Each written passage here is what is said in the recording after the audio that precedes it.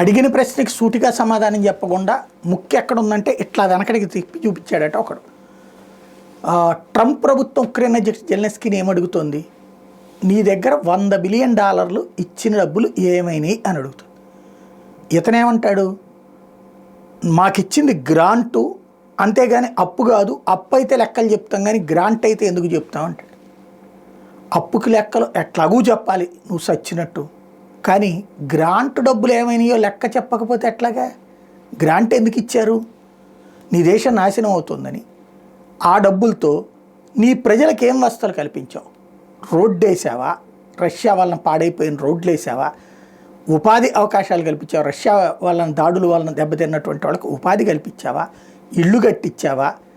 లేదంటే వేరే ఏదైనా వసతి కల్పించావా అన్న వివరాలు అడుగుతోంది.